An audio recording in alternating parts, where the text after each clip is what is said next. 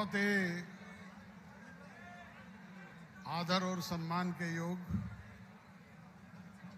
हरियाणा के ऐतिहासिक शहर हांसी के इस पावन पवित्र मंडी के प्रांगण में हरियाणा प्रदेश के कोने कोने से आए जननायक चौधरी देवीलाल जी की सोच पर पहरा देने वाले पार्टी के समर्पित वरिष्ठ सक्रिय कर्मठ और निष्ठावान कार्यकर्ता साथियों, सम्मानित पिता तुल्य बुजुर्गों,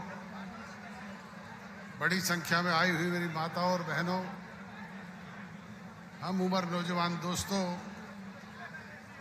कृषि प्रधान भारतवर्ष के उज्जवल भविष्य अजीज प्यारे बच्चों, पत्रकार एवं छायाकार बंधुओं और मंचासीन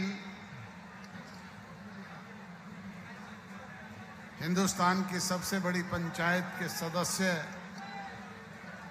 समाजवादी पार्टी के नेता सम्माननीय धर्मेंद्र यादव जी एमपी,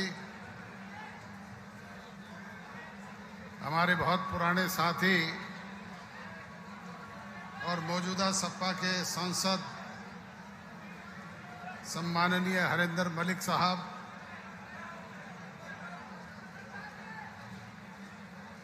पार्टी के हरियाणा प्रदेश इकाई के हमारे अध्यक्ष, सादगी के प्रतीक माननीय ब्रिज शर्मा जी, हरियाणा प्रदेश के पूर्व में रहे उप मुख्यमंत्री अजीज दुष्यंत चौटाला जी, अभी आपके बीच में बोल करके गए पंजाब के पूर्व मंत्री परमिंदर ढींढसा जी, सुचे सिंह जी छोटापुर,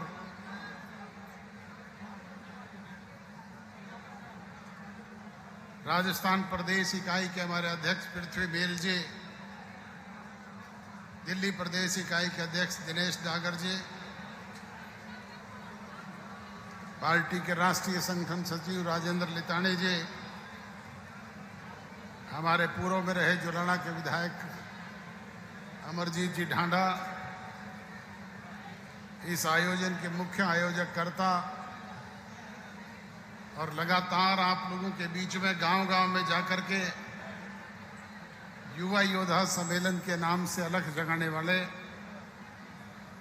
युवा इंडियन नेशनल लोकदल के अध्यक्ष अजीज दिग्विजय चौटाला जी,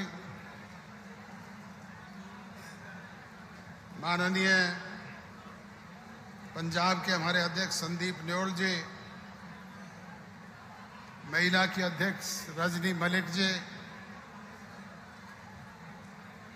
महिला की हमारी प्रभारी डॉक्टर पूनिया जी, हमारे दोनों जिलों के हांसी के और हिसार के अध्यक्ष अनिल बालकिया जी और मेरे अजीज साथी पार्टी के हमारे वरिष्ठ साथी धर्मवीर जी सिहाग, पार्टी के प्रदेश के मुख्य महासचिव प्रोफेसर रणधीर चीका जी, किस किस का नाम लेऊं किस किस का छोड़ूं, पार्टी के तमाम हीरे जवाहरात मोती साथियों, सम्मानित मंच, मेरे से पूर्व वक्ताओं ने, पार्टी के वरिष्ठ साथियों ने बड़े विस्तार से सारी बातों का उल्लेख आपके बीच में किया है। अब उन बातों को पुनः दोहराकर मैं आपका समय जाया नहीं करना चाहूंगा। प्रचार प्रसार का जमाना है, आप लोग रोजाना रेडियो, टेलीविजन, अखबार और दूसरे प्रचार साधनों के जरिए पढ़ते, सुनते और देखते भी हो, और उनसे भी तेज चलने वाली चीज आजकल ये सोशल मीडिया है, जिससे पल पल की सारी जानकारी हमसे भी पहले आप तक पहुंचती है। बुजुर्गों और नौजवान दोस्तों, आज जिस तरह के हालात देश और प्रदेश के हैं वो आप लोगों से छुपे हुए नहीं है। पार्लियामेंट में लोकसभा के स्पीकर के खिलाफ है विश्वास प्रस्ताव आया, वो अपोजिशन को बोलने नहीं देते। हिंदुस्तान के चीफ इलेक्शन कमीशन के खिलाफ आज एक प्रस्ताव और पारित हुआ है। वो अपनी मनमर्जी से और भारतीय जनता पार्टी की डायरेक्शन पे देश चलाने का काम कर रहे हैं। कहने को तो 11 वर्ष से भारतीय जनता पार्टी की सरकार इस देश में है, माननीय नरेंद्र मोदी जी प्रधानमंत्री हैं, परंतु हालात ये हैं कि देश को तो सिर्फ 2 लोग चला रहे हैं, अडानी और अंबानी, जो दोनों हाथों से इस देश की अरबों खरबों की बेतहाशा संपत्ति को ओणे पोड़े दामों पर लूटने का काम कर रहे हैं, और सरकार में बैठे हुए लोग उनके पैसे पे विदेशों में जाकर के मौज लूटने का काम करते हैं। आज देश के सारे पोर्ट बेच दिए, एयरपोर्ट बेच दिए, रेलवे स्टेशन बेच दिए। ये हालात आज देश के हैं।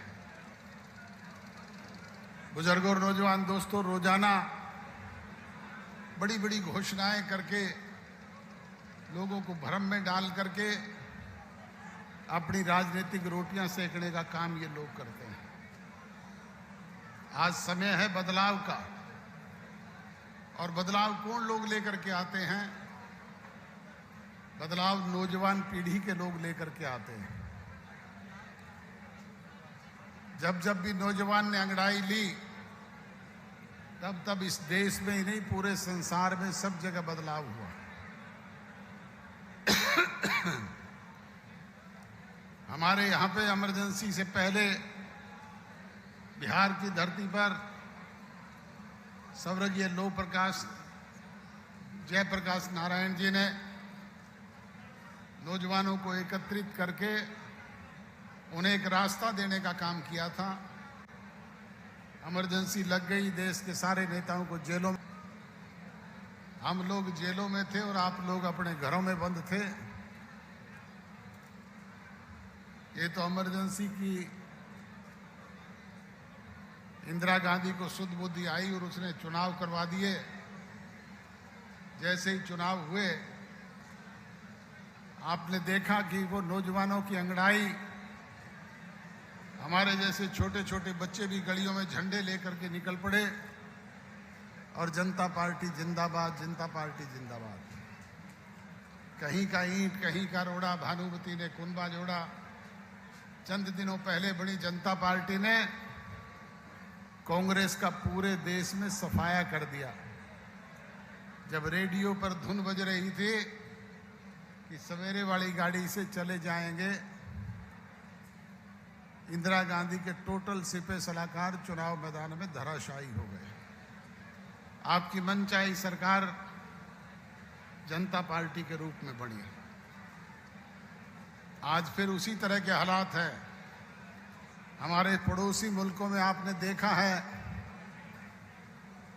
चाहे वो श्रीलंका है, चाहे वो बांग्लादेश है, चाहे नेपाल है, और चाहे वो दूसरे कंट्रीज की बात है, हर जगह लोग बदलाव के मूड में हैं। और लोगों ने ऐसे लोगों को सड़कों पे दौड़ा दौड़ा करके ना केवल पीटने का काम किया, बल्कि सत्ता से बेदखल करके अपनी सत्ता बनाने का काम भी किया है। चाहे वो बांग्लादेश है, चाहे श्रीलंका है, चाहे चाइना है, चाहे आपका पड़ोसी मुल्क नेपाल है, तो आज हमारे यहाँ पे भी इसी तरह के बदलाव की जरूरत है। ये बात मैं कहूँगा तो भारतीय जनता पार्टी के लोगों को फिर चिरमिराट लगेगा। मैं तो ये बात बहुत पहले से कहता रहा हूँ पर इनके बाद में समझ में आई आज जरूरत है इन लोगों को घसीट करके कुर्सियों से उतार करके फेंकने की। और वो कौन कर सकता है? वो आप और हम सब मिल करके कर सकते हैं। हालात इस तरह के हैं कि नहीं है अब देश में? तो हालात इस तरह के हैं तो परिवर्तन तो हमको ही मिल करके करना पड़ेगा। उसके लिए लामबंद होना पड़ेगा, अपने संगठन को प्रभावी और मजबूत बनाना पड़ेगा। हिंदुस्तान की पार्लियामेंट में धर्मेंद्र यादव जी, अखिलेश जी, हरिंदर मलिक जी